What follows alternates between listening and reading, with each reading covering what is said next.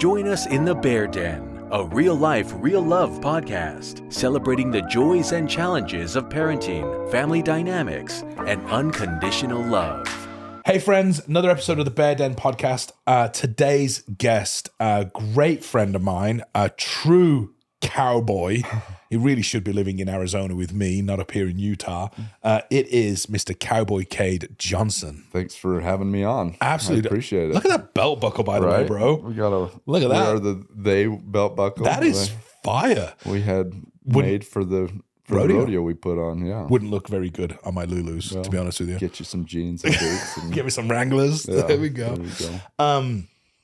So we were just talking off camera. You have such a unique and interesting story, mate, that, you know, right from the get-go of the inception of me doing this podcast, you know, I listed out people that I wanted on. You were on that list from the very beginning. Right on. Because getting to know you over the last couple of months or 18 months or so, I've heard parts of your story, the struggles you've had with your story that you're going to share today. Mm-hmm. And a lot of it is parenting-centric. Right. So let's kind of rewind a little bit. Let's talk, you know, obviously you're married to April. Mm-hmm. Let's talk about how you and April met. When did you and April meet? How did you get together? So we met through some friends. My friend and her friend, we had a barbecue. Okay. And I knew of April because I knew April's late husband. I went to high school with him. Oh, really? I did. So I was actually at his funeral and whatnot. So yeah, we actually stopped by their house to talk to him before he passed away because I had cancer. So I was like giving him like hopes, right? Like telling him, well, if I could do it, you can do it. So we stopped by his house. He wasn't there. So we talked with April and the kids at that time, you know? Yeah. And anyways, 2 years later, fast forward 2 years later, we get, we really didn't get set up at a barbecue, but we were both invited to the barbecue. Yeah. And we were there, and I saw her like playing with her kids, and I'm like, holy shit, she is a cool mom. Like, just a hands-on, active, fun mom. And it just kind of was like, I'm going to be friends with her. And I'm going to be like, hey, I got horses. Come out and ride. Oh, you did the whole horse thing, did you? I pulled the horse thing. And it sucks them in every time. So we exchanged numbers and started talking. And she came out that week, brought her girls out. And she has 3 girls.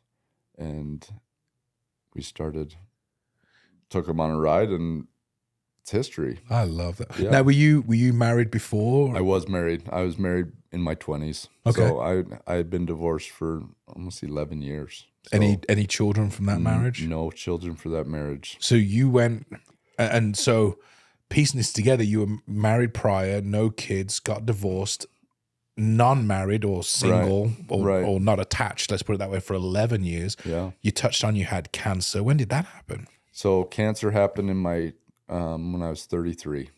Wow. What type of cancer? I had bladder cancer, stage 4 bladder cancer. Holy cow. So they gave me 1 to 5 years when they found it. No shit. No shit. And so and how long ago was this? When I was 33, I'm 41. F cancer, by the way. Yeah, for sure. So I went through chemo, did surgeries, had to have my bladder removed.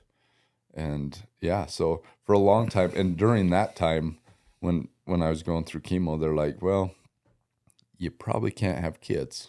Really? So they told me to go to a sperm bank and deposit and save some just in case, you know, because the chances of me having kids would... Because of all the radiation, chemotherapy. All the chemotherapy would kill all of that. So I had to be okay, like, accepting not being able to have kids because I wanted kids. How was that? How mentally? It was hard. Yeah, for sure. And then afterwards, it's like, hey, maybe I can have kids, maybe I can't. I'm going to date people with kids, so at least I have a family at that point, because it would be really hard to marry someone, they want kids, and me be like, well, I don't know if I can have them. Yeah. So So for a long time, I wasn't sure if I was even able to have kids because of that. So Was that in your and honestly, amazing that you went through that, yeah, right? I know so many people that have cancer and not even as severe as what you have that don't make it. well, for sure. So the fact that, you know, stage 4 bladder cancer, the chemo, the radiation, and then you still managed to just say, fuck you. Right. They gave you 5 years and, you know, you've been here, what, Right. 10 plus, like, Right. fuck you. Yeah. Right. And I think you did the work. Let's put it that way. For sure. You know, they tell you need to take these drugs, do this, this, and this. You just did the work. There was no questioning it. You were like, hey, you guys are the doctors, right? The scientists. Yep. I'm just here with the I'm here with the problem. We got to do what Just, we got to do. just do what you got to do, right? Yeah. That's, you know, just amazing. I knew that you had cancer because I've heard that on other podcasts. But I didn't want to gloss over the fact. It's like, yeah, we know that. We're moving on. Like, I wanted you to share that because I think it's so powerful. Yeah. And then obviously the mentality part of it too is you may never have kids. Right. Okay, well, it's a trade-off, right? Right. I get to live, but I don't get to have kids. Right.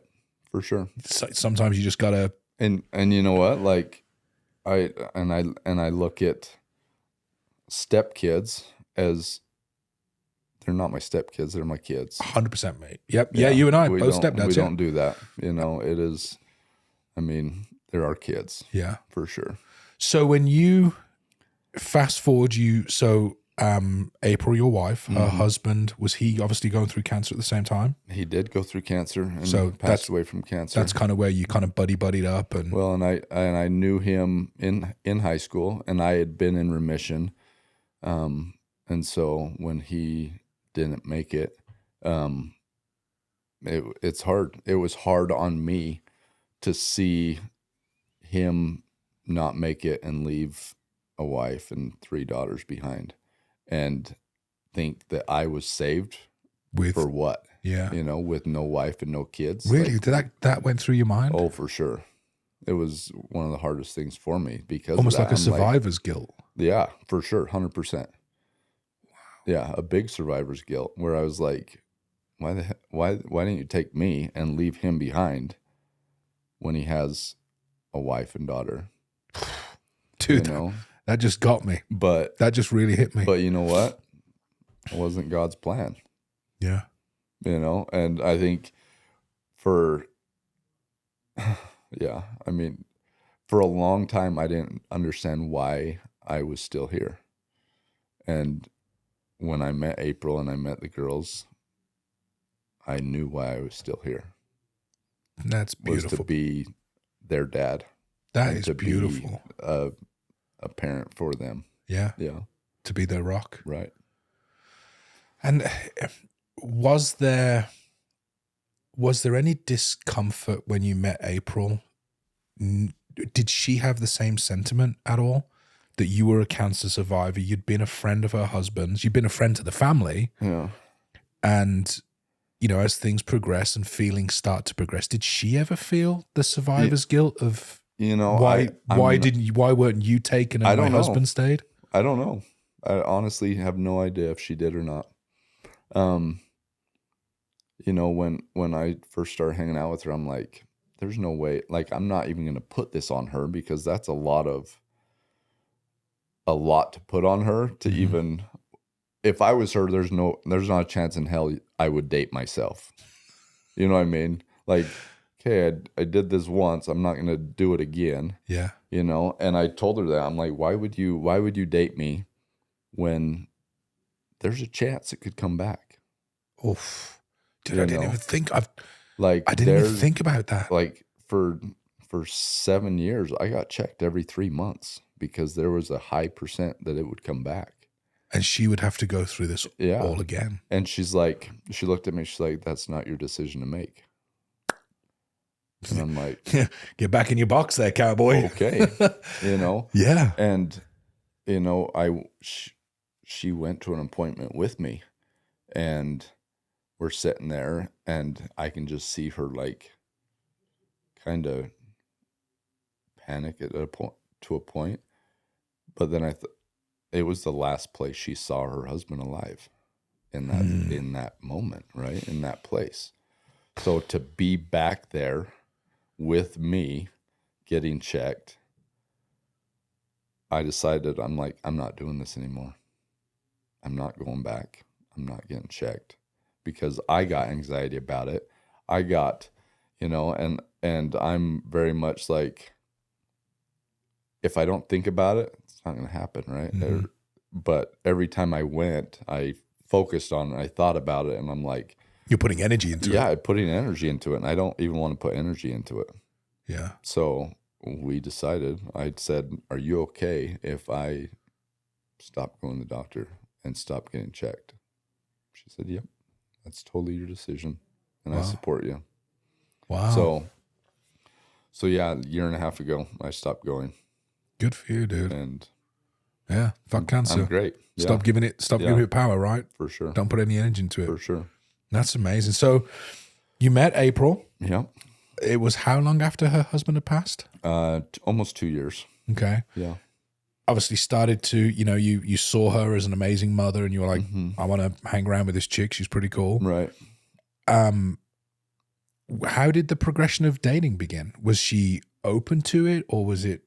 She had just started dating. Oh, really? Yeah. She just put herself out there, and I think she went out with one other person and then me, and we closed the book. Game over. Yeah. Game over. Done. That's right. So, and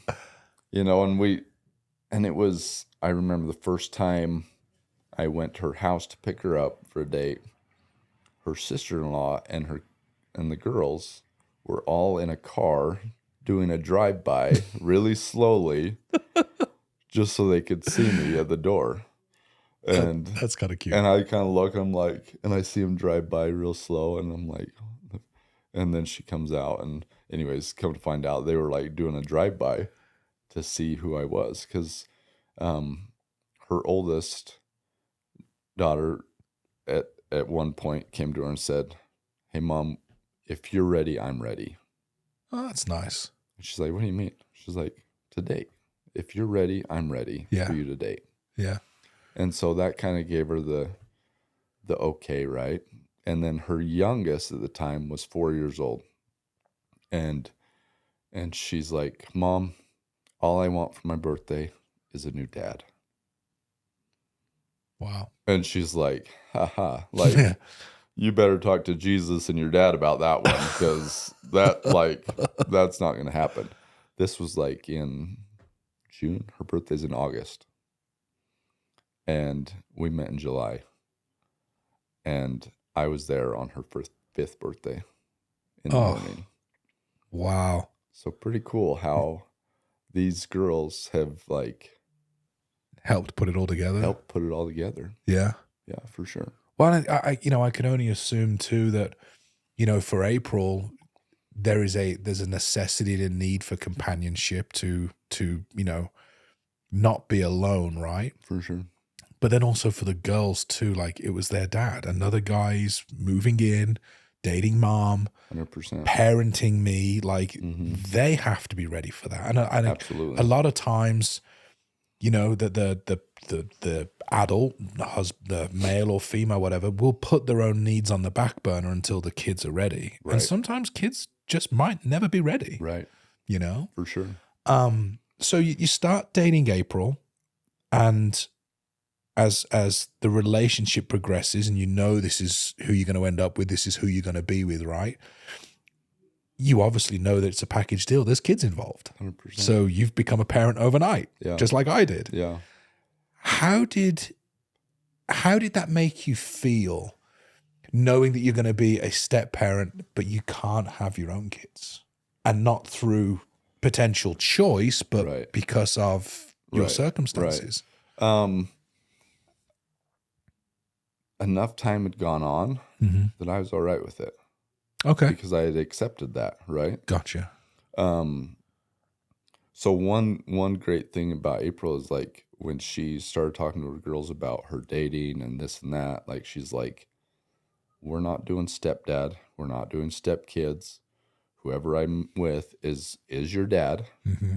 And you're their kids, right? Like, we're not doing a step parent, we're not doing step siblings if they have kids, you know what I mean? We're all one family. And so she put that ingrained in the kids, like, we're going to be a family, you're going to be a dad, like, and there's no step in front of it. Amen. And I think that was a huge thing. Did you? And she let me discipline, even when we were dating. Oh, really? The kids would say something. I'm like, hey, you don't talk to your mom like that. Like, and she was like, thank you. Yeah. You know, because I do say what I think. Yeah. And I'm like, no. And respect is huge. Yeah. Like, respect is a big thing. So I'm like, no, you can't act like that. That's amazing. So man. even at dating, she was like, yes. I F it up all the time. Yeah. You know, I screw up constantly, and I put my foot in my mouth all the time. And April looks at me like, really? That was a little harsh. I'm like, well, I'm learning. Still learning, right? Yeah, for sure. I didn't get the 9-month incubation period and time to read books on parenting and all that sort of stuff. Like, I'm on the fly here, honey. Yeah. So when we were dating, like, she was like, do you want more kids? And I'm like, I don't know. I was almost 40 years old at the time. I was like, I don't know if I do. Like, I've accepted that I possibly can't have kids. And now, like, that option's open to maybe happening if possible. I'm getting old. Like, starting a new family all over again. Like, I don't want to be an old dad. Yeah. You know, so at that point, I was almost to that point where I was like, do I even want to try, you know? And she's like, well, after we were married, she's like, well, I'm going to take out my IUD, see what happens. I'm like, okay. I'm going to go get my little glass jar from the spa. We'll make this work one way or the other. Was there ever, so, you know, you and I are very similar. We both have step kids, step daughters. And I openly shared this in my podcast, my first podcast with Andrea. There was a time when we met, I was like, she openly turned around, she was like, I don't want any more kids. I was like, that's fine. I want kids. You have kids. This is perfect. Yeah. Right? This is a perfect match. And how did you feel about not having your own kids? To begin with, I was okay with it. I was like, I have everything I need. I have a beautiful one that I love. I have these 2 daughters, which I'm going to be able to play and grow, and it'll be great. And I was okay with it. And then over time, you know, their dad was still very active in their life. So I wasn't dad like you were. Right. I was Matt for the longest time. Right. And then I became Matt Daddy. And then over time I became Dad. So there was a time probably in the first 2 years of being with Andrea where I was like, and you didn't have them some weeks. We switched during the week. It was 50-50. So there were times where we didn't have the kids, which quite selfishly I was okay with to begin with because I wanted time with Andrea. For sure. And then over time I was like, man, I really miss those little buggers. I wish we had them more, right? But there was a time where it got into it. I was like, I really want my own kid. Right. I want my own kid that will call me dad from the get-go, that looks like me, has my last name, my legacy. There was a period of like, I think I really want my own kid. Yeah. And I never told Andrea. Because if I'd have told her, she would have said, well, that's not what you said when we got together. I knew this would have happened, blah, blah, blah, blah, blah. It would have just imploded things. And thankfully, at the time where I was thinking that, or it started to come around where the kids were starting to recognize me more. Okay. They switched from calling me Matt to Matt Daddy. When they were with us, they wanted to do things with me just as much as Andrea. I started to feel like a parent. And at that point, I was like, oh, okay, this is how it feels. Yeah. And once that happened and it just got deeper and deeper and deeper and deeper, I was like, you know what? I have everything I need. Right. I have a beautiful wife. I have 2 kids that love me, call me dad now. I'm good with it. I don't need my own kids. But there was a period of time where I was like, shit, what am I missing here? And there's certain things about having kids that I still miss and I will always miss. Yeah. I've shared this with Andrew, like, you know, just the fact of growing something with you that you and I, babe, have created a little person. Yeah. Which is made up from the best and the worst of both of us. And this is our little person, right? I don't get to do that. Yeah. But I get to nurture the shit out of my kids and create them, a version of me in them. Yeah. And then you'll think this is freaking hilarious. A couple of weeks ago, I was on Lake Powell with the groups of our friends, and one of the couples there was Eric and Casey Ney, and she's pregnant. She's like 6 or 7 months pregnant. And so we were on the houseboat, and she was kind of sat there, and we were talking, and she put my hand on her belly. And I was like, well, this is weird, this is really weird. And I kind of thought about it, and I started laughing, and she's like, what are you laughing at? I was like, yours is actually the first pregnant belly I've ever touched. Oh, really? And she's like, really? I'm like, yeah. Yeah. This is bizarre, right? Because I never did that with Andrew. Yeah. I'm like, this is weird. Yeah. And so I don't know what came over me, mate. And this is the first time I'm sharing this publicly outside of friends, whatnot. I just spoke to the baby. Yeah. I was like, little one, you're going to be super loved. You're super blessed. You have amazing parents. You really don't know what you're getting into. You have the best, amazing life ahead of you. Like, you are going to be so loved, and it's going to be beautiful. And Casey started crying, and she goes, did you feel that? And I said, feel what? She goes, it kicked. I went, what? Yeah. She goes, the baby kicked. Huh. I was like, I thought that was you moving. And she was like, And it did it again. Wow.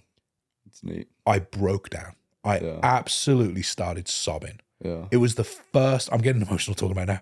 It was the first time I'd ever felt a baby kick. Right. That's wild. And I was like, and check. Yeah. Yeah. That's the bit neat. The bit of missed, right? Yeah, for sure. There's only so many things as not having a biological child. You don't know what you're missing. You don't know what you're missing. Until you feel something like that, and you're like, oh my gosh. Yeah. Yeah. And so just that feeling of like, there's a little person in there who's kicking me because he can hear me. And I just started sobbing, and I was like, check. Yeah. That's neat. It was the most beautiful thing, dude. That's awesome. Yeah, it was bizarre. So, but coming full circle, you've got stepkids, and then you have your own. Yeah. So when April's like, "Hey, let's at least try," right? And I'm like, never gonna say no, right, honey? Okay, yeah, right. And in my mind, I'm thinking, oh man, I'm just trying to figure out how to be a dad and how to be a parent, like with the 3 girls that I got, because I had a hard time. What struggles did you have? Struggles with messes, struggles with getting things done. I expected things to be done and done right. You and I are so alike, Kades. Like we live and we have lots of chores at our house. Like we have lots of animals. And that's been a great thing for the girls, but it's not something they were used to. Yeah. So like I do the chores in the morning, they all do the chores at night. I help them with the chores at night. So they all have, like, Oakley does the cows. She does some of the chickens. She does food and water. And then Emery does the goats. She does the pigs. And then Afton does the rabbits and the chickens and the dogs. And Emery does the cats. Anyways, they all have their chores, and I do the horses. And so getting them to do it and do it right and make sure things are done right, like, it was hard. Yeah. And Oakley the other day, she's like, I'm never going to admit this if you say this to anyone, but so now you're saying it on a podcast. Right. I love it. Sorry, sweetie. Sorry. She's like, I really like doing chores. She said it gives me something to, like, that I accomplish, that I take care of, that I'm responsible for. Right. Ownership. Ownership. Yeah. I'm like, those animals depend on you. 100%. Yeah. Like our baby depends on us to feed him and take care of him. These animals depend on you like a parent to feed them and take care of them. That's why I like chores so much and animals so much, because it's like it teaches these kids as young kids to take care of something greater than themselves. Mm-hmm. That's a beautiful message, yeah. If you don't feed them, if you don't take care of them, if you don't give them water, they die. Yeah. You know, just the other night, we walked in the chicken coop and there's a chicken dead. And I look, there's no water, bone dry. And I'm like, okay, let's sit down and talk about this, you know? And Afton, the youngest, she's like, and that was her chore, you know, and it made her realize what it actually does, right? So it's a great learning experience. It's a great way to raise kids. I'm learning how to talk to kids and present myself without being harsh and too direct. Yeah. I Would you say that's your biggest lesson? Yeah, for sure. Because I say things and I'm like, we need to do it. We need to do it now. You need to jump. You need to move. Like, let's get it done. And they want to play and frolic and run through the trees while they're doing it, you know? And I'm like, pay attention. Like, so yeah, I'm definitely learning. I learn every day that I'm patience, right? Yeah. Patience. Oh, 100%, dude. Yeah. Patience is like, oh shit. I'm the same. I came out of the military, Yeah. couple of years over here, then got, married with kids. And I'm like, there's order, there's discipline. You got to have this and put this away. And Andrea said it so beautifully to me, because I used to get wound up that the kids' rooms were a mess. There was toys out, there was stuff out. I'm like, you get one toy out, you put it away. You get another one out, you then put it away. Right.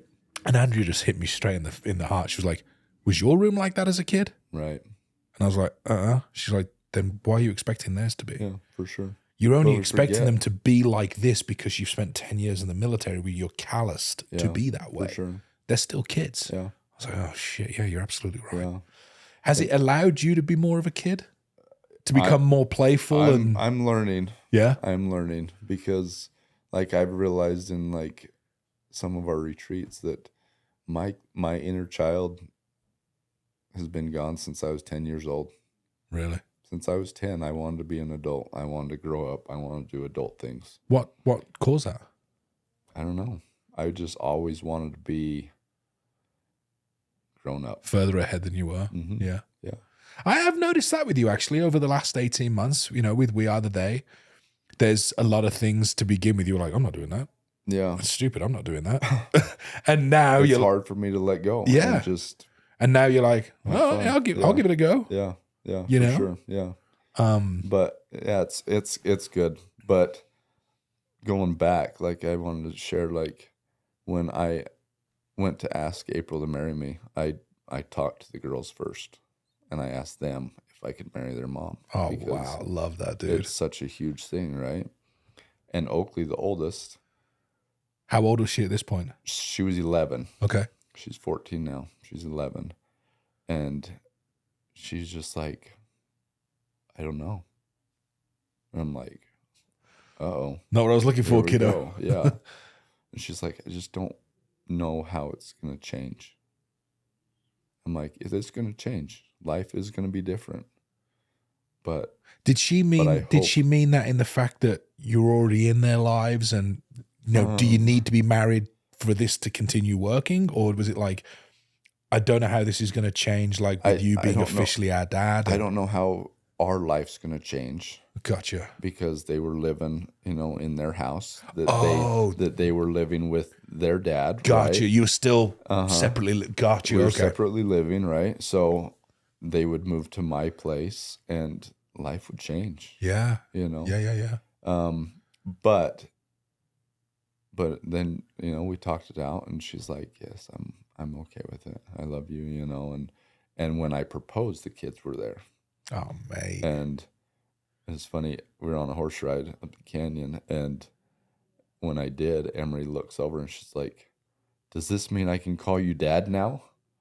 And it just hit me like, oh my gosh, like how amazing is that? That right? just freaking hit me. Yeah, and it was amazing. So God, that's just got to make your heart swell up, right? Yeah, for sure. They really are amazing girls. And from day one, they're like, "Okay, where's our baby brother?" From day one, they thought, if we're getting married, you're gonna have a baby. Like, because April always told them that there was baby boys out there to be made. Like, And I'm like, so they instantly thought when we got married, there was a baby boy on the way. No pressure. Yeah. And so I'm like, holy cow. I mean, day one, it was like, okay, where's our brother? These kids, Where's our brother? These kids are Where's our smart, brother? dude. You know? And I'm thinking, man, I'm just trying to get this whole concept down for myself, right? Yeah. And so when we found out we were pregnant, we surprised everyone. We waited for a while and we wrote this note and had our neighbor come deliver this box to the girls and be like, hey, this got delivered to our house. Will you guys open it? So they opened it. My parents were there. Her parents were there. And we were just having a barbecue and people just happened to be there. And anyways, they opened it and there was a little pair of boots in the box and saying that we were pregnant. And they loved it. They were so excited. But it was funny because still, you don't know if it's a boy or a girl. And I'm like, oh shit, are we gonna have another girl? You're gonna be so mad if it's another girl. 5 girls with April and me, you know. Yeah. And April was like, have you wrapped your head around if it is a girl? You know, I'm like, I'm just wrapped my head around that I'm actually having a baby. Yeah. And You that's know? so how talk to that a little bit because so over the years you've been told you can't have kids. There's a slight chance you can, but there's a slight chance most likely you're not going to be able to. You've donated sperm that's sat there in case one day down the line you want to have kids. Right. You've met a beautiful widow with kids and life's pretty complete at that point. You know, you've got a beautiful wife, 3 beautiful daughters. Mm-hmm. And then now, did you get pregnant the traditional way? Did you go through? No, we just got pregnant the traditional way. So what you think isn't working works. Worked. Yeah. Come on, dude. Yeah. What emotions were you going through? I was kind of just. Did you give yourself a little high five? Were you like, yeah, buddy? I almost didn't believe it. I was like, this is just surreal. Like because I didn't know how to act. I didn't know how to feel. I didn't know. Yeah. I was just like. Relief. Yeah. And scared at the same time because I'm like, holy crap. Like, yeah, this kid has my genes and like, here we go, you know? And I'm like, there's no turning back. Like, yeah, you can't put the cork on that bottle. No, it's done. It's done is done, you know? And like, I was a little nervous for sure. Understandably. And anyway, so we're going to find out what it is. And April's like, hey, like, are you prepared if it's a girl? And I'm like, it's not a girl. I know it's a boy. And she's like, you don't know it's a boy? Like, I'm like, it is a boy. Like, I had no doubt in my mind that it was a boy. Really? Yeah. And we see the little ultrasound, and I'm like, holy shit, I just saw a pecker. And they start laughing. They're like, yep, that is what it is. So, like, yes. Yeah. It's got a wiener. Yeah, right. Yes. And April really wanted twins, and I'm like, oh, thank goodness we didn't have twins. God, yeah, can you imagine that? I can't imagine. Can you imagine that? You weren't ever meant to have kids. Yeah. And then all of a sudden it's like, oh, by the way, boom, here's twins. You're like, oh, shit. No. So yeah, she was pregnant, and it was a boy, and we were super stoked. That's amazing, pal. Yeah. That is amazing. Yeah. How was everything blended together? Because at this point you do have a blended family. For sure. You know, you have, and I hate using the term calling them your stepdaughters because you and I are the same mindset. Right. They're not our stepkids. They're just our kids, right? Right, for sure. But in this instance, you have 3 beautiful stepdaughters. Yeah. You have your biological son. Mm-hmm. You're all beautifully blended together. Has there been any issues or things that have come up where it's like, okay, we're going to need to figure this out, have this conversation down the road? Or is it just... Not at all. This is my family? Absolutely. Not at all. I love that. I mean, the girls, they're great little mothers. I mean, they love him like their own. He's their brother, right? Mm-hmm. Like, and that's it. Like, there's no question that he's your half brother or anything like that. Like, he's your brother, and they treat him like their brother. I love that. And it brings, I think, our family together because it's ours now, right? Yeah. Like I am part of that blood now, right? Have the girls taken your last name, or do they still have their? Yeah, they still have their dads, which is fine. Yeah, absolutely, because that was another thing. That was another dad. thing for me. Yeah, having two girls with a different last name. Yeah, I wanted that. I wanted that baby. I wanted something that had my last name, boy or girl, right? Because I figured the girls, they're going to change their last name anyways. They're gonna get married. Who gives a shit? Yeah. But their last name is only going to be yours for so long until they get married, and then they're going to have somebody else's. Yeah. That was my exact same mindset. When I figured that out, I was like, does it really matter? Yeah. And honestly, that's why we call ourselves the Bear Family. We gave ourselves a soliloquy of the Bear, my nickname being Bear for many years. Right. We called ourselves the Bear Family. So whether it's Andrea Matt Beret or Lily and Anna Abney, when we are together, we're the Bear Family. Right. And so all of our Christmas cards, Thanksgiving cards, birthday cards gets addressed as the Bear Family. That's cool. I like Hence that. the name of the podcast being the Bear Den. It's because it was about, I got the tattoos of the 4 bears right here. Like we're the Bear Family. Yeah. And we have Andrea for Christmas does pajamas every Christmas with Papa Bear, Mama Bear, Baby Bear, Sister Bear on it. We have bears around the house. And we're the boots and bare feet. So there you go. Because the girls are always barefooted. And you're always in boots. I'm always in boots. There you go. So it's cool that way. You get to make your own for sure thing. Yeah. Yeah. Was there with April, was there any emotions with you stepping into the role of being father, being the girl's father? Obviously with the passing of her husband and their dad. I definitely think at times when I discipline a certain way, she bites her tongue a lot. Really? Yeah. Okay. Or she's like, I wouldn't do that, or he wouldn't have done that, or you know what I mean? Like, yeah. Or and she comes to me and like, we should probably handle this a little different, which is great. Yeah. But she still lets me parent. And she still lets me screw up. She lets me fall straight on my face, Good. But I have to pick myself up. Yeah. And I have to go and talk to the girls and be like, I apologize. I shouldn't have talked to you like that. Let's figure out a way, to do this.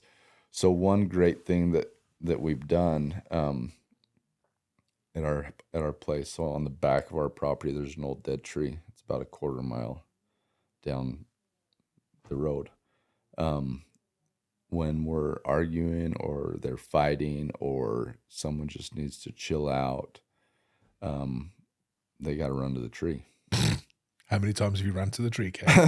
I've actually ran to the tree myself to just chill out, but it's been great because I'm like, you need to run to the tree, and they're like, all right.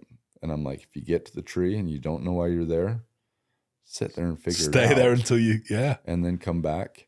And every single time they come back, they're great. They forgot about what they were mad about, and they're back to their normal self. I'm going to implement that. I think great. that's beautiful. We don't have a dead tree in our neighborhood, but we have a park. We have a basketball court. Go to the park and back. Go to the park and back. And it's just far enough where it's like, it does. I mean, a quarter mile, it takes a minute. Yeah. Like there and back, it's a half a mile. Yeah. So like it takes time through the wintertime. They'll put on their muck boots and their coat and they go out through the field and to this tree and back. And by the time they get back, because they'll end up playing with whatever on the way, and it's great. Yeah. Even last night we were like they were fighting, and I'm like, hey, if I hear you guys fighting again, you're going to the tree. I don't care if it's dark. Take the dogs with you, because coyotes start howling. They get nervous, right? I'm like, keeps them from fighting. That's beautiful, dude. Yeah, that's really beautiful. So it's kind of fun that way. Oh, but April's been great at letting me parent and letting me screw up, figure it out. Yeah, that's beautiful. And it's not, and she tells them like, you need to go talk to dad, or ask dad or whatever. Like she definitely wants my opinion. I love that. Yeah. Good for Pretty her. great. Yeah. That's really good for her. So So as we wrap up, this has been amazing. Thank you so much for doing can I this. share a little bit about my boy? Oh, absolutely. Of course you can. Okay. Sorry. No, go ahead.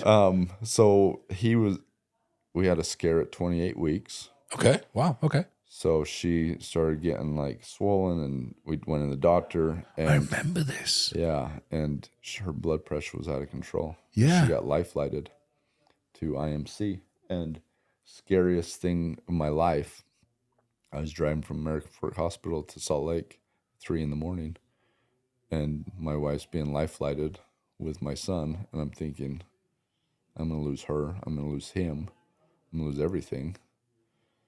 And we get up there, and I'm hauling ass. I almost beat the helicopter there. And get up there, and they finally got her blood pressure under control. And they just said, basically, you're staying in the hospital till this baby's born.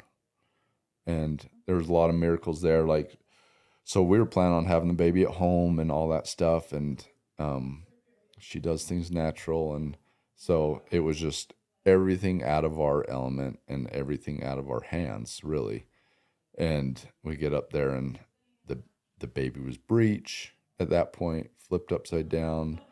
And luckily they got her blood pressure under control and settled. And anyways, we were there another week. And then it started to tank again. And they're like, we need to have this baby. And so she was doing some breathing and this and that. They're like, let's check the baby, see where he's at, see if we need to do C-section. He had flipped at that point, and he was ready to go. There we go. And she's like, all right, you can have him vaginally, And so we were able to have this baby naturally like she wanted, and vaginally like she wanted. He was born at 29 weeks. Wow. He was 3 pounds, 4 ounces. I remember this. Teeny tiny. Yeah, My wedding yeah. ring fit around his wrist. Like, I remember just, you sent a picture to the group me Yeah. of the We Are the Day of your little boy when he was Yeah. born. So that was a huge scare for Yeah. me, thinking, oh my gosh, I've waited this long and this is happening. Right. And I could lose both. And I could lose both. And then you're left as a single dad of 3 girls. Like, Right. oh shit. Yeah. So it was rough. Like, but he was in the NICU for 2 months and came out and has been perfectly healthy. And he's 10 months old now, and Little stud. just a stud. He's crawling and standing up to things, and so it's a miracle. So what lessons have you learned from having a baby / newborn than you did being, a dad overnight with older kids? It's the chore mentality of the animals, right? Like these girls, they can wipe their own butt. Yeah, They yeah. can feed themselves, right? If they're hungry, they can go get a snack out of the pantry. He can't. Yeah. He can't feed himself. He can't do anything. 100% dependent. 100% dependent. But the look on his face when he just smiles, when you pick him up or you walk in the room, is absolutely amazing. Yeah. There is a feeling like, and everyone's like, he looks just like you, I don't see it. He's way cuter than me, but it's fun to see something that you created. Yeah. Right. And everyone's like, you want more? And I'm like, I was just about to say, is I'm there good. any more on the cards? I am good. No? I'm great with him. I'm great with my girls. Yeah, I'm like, I am golden at this point.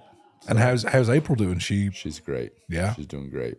She's actually the real winner. I mean, she gets up with him. She feeds him, I feed him every once in a while, but she still nurses, so she does that. And I mean, so from a NICU baby that was in there for 2 months, for him coming out and still nursing and doing that is awesome, And how have the girls adapted to their baby brother? They love him. They're 3 mamas, so they pack him around and take care of him and have a blast. Take care of him just like they yeah. do the animals, right? Yeah. So I it's been love great. that. Yeah. Good for you, Still dude. learning every day, but Here's the thing. I've said this till I'm blue in the face. There's no book on parenting. yeah. In fact, there is. And the first page says, congratulations, you're a parent. Right. Page 2 and luck. every other page is blank. Yeah. You get to write how you want to be a parent. Yeah. And you have the beauty, which I truly see in our situations, is we have the beauty that we have strong women who are amazing parents, both April and Andrea, amazing parents, that allow men like us that were parents overnight to fail, Right. to discipline incorrectly, and to just keep trying to be a better parent every day. Yeah. We have amazing women that let us do that. Yeah. And don't just chastise us and beat us down and you're terrible, blah, blah, blah. Like, they build us up. For sure. And I said to Andrew, like, the best gift you've ever given me is allowing me to be a parent. And I was like, I just hold on to your coattails. I literally R&D. I rip off and duplicate. What Andrea does, I do. Right. And then you start to find your own path, your own way, and we just become the dads that we are, April right? trusts me. Right? Yeah. She trusts me with her girls. Yes. She trusts me putting them on horses that, maybe she's a little hesitant with. And I'm like, no, they can handle this. Yeah. Like the other day, Emery was out riding bareback and she's going around. She wanted to get loping, right? She's trotting around bareback. And bareback, you got to be a little more sticky. Like, you got to hold on with your legs more. And she started to lope and she just slid right off the side, off the horse. And she landed on her feet. She was great. And she turned around and I thought, oh, she's not going to want to ride anymore. It's going to be something. And she looked at me. She's like, now you got to help me back on. I got to get this, So it's the girls trusted me and April trusted me that I'm going to, do what's best for be their for the protector, girls. be their guide. Protector, yeah. And that's huge. Yeah. Without that trust of April, Mm-hmm. if she was to hold back a little bit of that trust, like For you said, sure. she wouldn't allow you to do the things that you naturally do as who you are Right. with the girls. Right. And therefore you probably wouldn't have the deep relationship that you have. Yeah. Because you couldn't be authentically yourself and they couldn't blend into what you love and what you do. Right. So that's a huge testament to April too. Yeah. And quite honestly, to praise her for going through such a heavy loss of losing her husband, the dad to her girls, the biological father to her girls, should I say, because you're the girl's dad now, but to lose that Their dad and then in to heaven. meet a man who has gone through cancer, potentially could get it again, Right. has never been a dad, and she's just like, hey, I'll go all in on you. Yeah. Let's do it. I'll take a punt. What's the worst that could happen? Yeah. It's crazy. Absolutely crazy. Right? For sure. Absolutely crazy. Yeah. But here you are, a beautiful family, a beautiful household, 4 amazing kids, Right. more animals than the ark. Right. Like, For sure. the Johnsons are complete. We got all Barefoot all and that you boots. need. Yeah. Boots and bare feet. Boots and bare feet. There we go. Yeah. I love that, dude. Yeah. It's fun. I really appreciate you coming in. Thank you. Appreciate Like you I said, having me. like I said at the start, you've been on my list because I know you have such an amazing story. I didn't know all the nuances, and now I do, and I'm just very grateful that you are open enough to share with people that listen. For sure. Because who knows, there might be people out there who For sure. Love them like your own. love them like your own, bring kids on as a step parent, but also may have lost a parent. For sure. And there may be parents out there that have lost their spouse and are trying to I think that's the most remarry or important get thing. back into a Yeah. relationship again, and you got to take a leap of faith. Yeah, I think that's the most important thing that April instilled in her kids was like, we're going to be one family. Yeah. They're going to be your dad, because she has other widow friends that they don't want their kids to call their other one dad, because they have their dad, right? And I'm like, that doesn't take anything away from their dad. Like, Yeah. they will always have their dad in heaven, and he'll always watch over them. Yeah. But when we're here on earth, I'm going to be here protecting them and be here for them. So, I love that, man. Dad in heaven and dad on earth. yep.